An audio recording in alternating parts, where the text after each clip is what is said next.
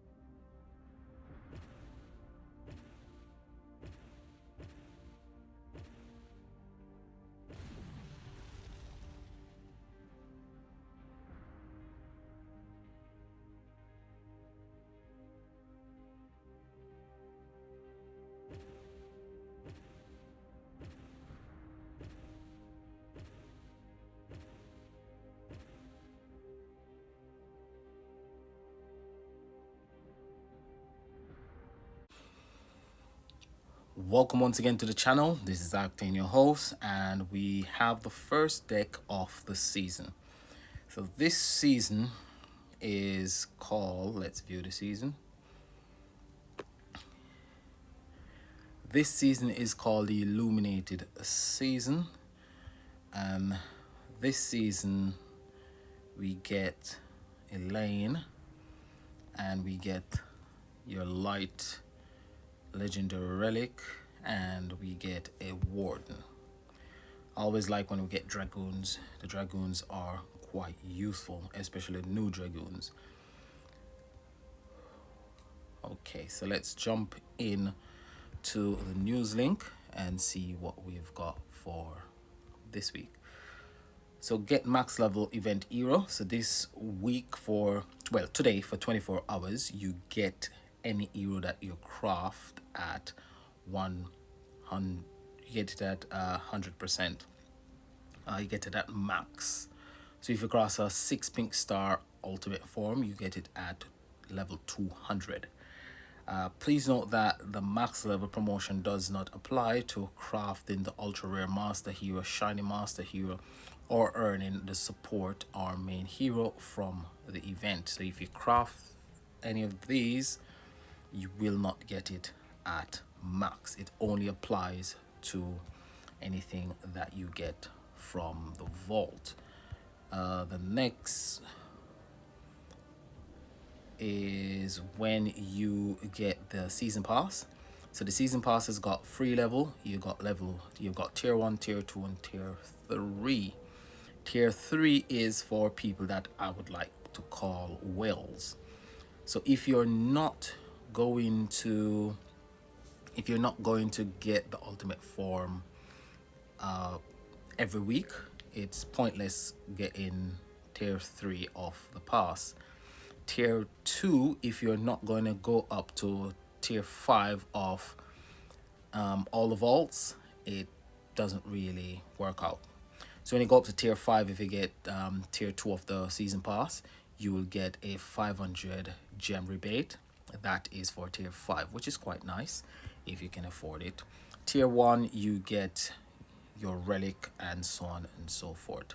So let's jump into the vault and see what we've got for this week's event.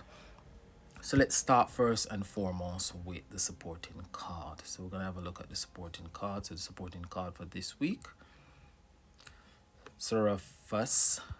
So Seraphus will create 5 water power gem 1s and heal for 500% of heroes recovery. That is your supporting card for this week. Your main hero for this week is called Cage, and Cage will create 4 water power gem 5s now and at the start of the next turn. 2-turn cooldown, so you can get 4 water power gem 5s every single turn as long as you activate the battle skill on the second turn. It also upgrades 3 water power gems by 1 rank every 3rd turn. Not too bad, quite nice. It's not powerful, but it's quite nice. We'll start with the Master Collection card next. So Midnight Songstress, and she will create 9 water power gem 9s now and at the start of the next 2 turns. 3-turn cooldown, so you get power gems for 3 turns, and once you activate your battle skill, you get power gems every single turn. The passive, become immune to enemies' attack and heal for 5,000% of your recovery every 3rd turn. Not too bad for GVG. Counter Chaos. Chaos is an annoying debuff, but it only affects gems that you create at the end of the turn, not gems that you create at the beginning of the turn. So All-Seeing Assassin is the ultra rare, which increases self-damage by 600% for 1 turn and heals for 8,000% of heroes recovery. Now this is a massive damage boost this card has got on. It also heals per turn. Once per turn it heals whenever a healing Once per turn, whenever a healing skill is activated, it fully charges all water heroes skill meter and cleanses 1 debuff from itself. Now it's gonna pass all of this on to the ultimate hero, which is Agents of Discord. And this ultimate heroes increases self-damage by 600% for 1 turn and heals for 800% of heroes recovery. It creates 9 water power gem 9s now and at the start of the next 2 turns. So for 3 turns, it will create 9 water power gem 9s. 3-turn cooldown, 2 passive on board. The first is the immunity passive, which you get on the 1st turn and every 3rd turn after. The second passive is Smoke Screen. Once per turn, whenever a healing skill is activated, fully charge all water heroes skill meter and cleanses 1 debuff from self.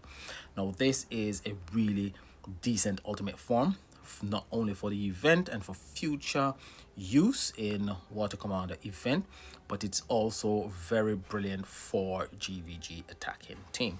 We've got Slumber this week, and we've also got Chaos, which discard Dispel. So that is your deck for this week.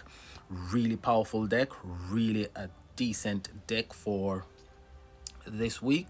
So the killer skill is a arcane killer skill. So if we take a look at past ultimates for arcane killer, we've got Uprising Coven, which is also a really decent damage dealing card. Increases self damage by 200% for 2 turns and creates 6 water power gem 5s. Attack for 5000% of recovery and heals for the same amount. Now that is a nuke damage, doesn't really do much. It cleanses one enemy's debuff from each water commander on your team and dispels one enemy's buff. 3 turn cooldown. It also creates 4 water power gem passively and it's unstoppable. Now the next one up is Black Flag Maroons, which is quite a nice card. This one creates 13 water power gem 7s, then upgrade all water power gems by 1 rank. Does create an additional 6 water power gem 7s and heal as well. Permanent increase water commanders damage by 30%. Now those are really 2 decent cards we've seen there. The next one is the oldest of the 3. Creates up to 10 water power gem 4s. This one is not that good. This one is quite old and basically useless. So we all know what this new ultimate form represents. It represents the nerfing of the older cards. So the older cards have, you have to say, they've been stealth nerfed. So each time the boss's health goes up, because now commander boss's health is quite high, a lot of these older cards aren't able to deal the massive damage needed to take down those bosses. So that is what I call a stealth nerf. So this card has been nerfed because if you notice, it's got a 200% self damage increase, and it is 6 times. It is not 10 times like the new ultimate forms that are coming out. And it doesn't create high level power gems like the new ultimate forms. So these ones are less powerful, and that is what one of the things that I say stealth nerf. Stealth nerf actually is actually the cards losing a lot of power based on algorithms as well. Let's look at some cards that you can use within the event. So you've got cards like this one is not too bad, really good, a good utility card.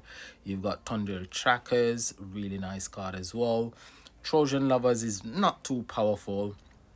This one is quite nice as well because it does give you 130% increase to all water commanders. But the purest resistant will be the Slayer card. This one, let's see, this one, Holiday Saints. Now Holiday Saints is a really good card. So it gives all water Slayer hero a 505% damage increase. Now if you use this card in combination with this one, Sovereigns of the Dance.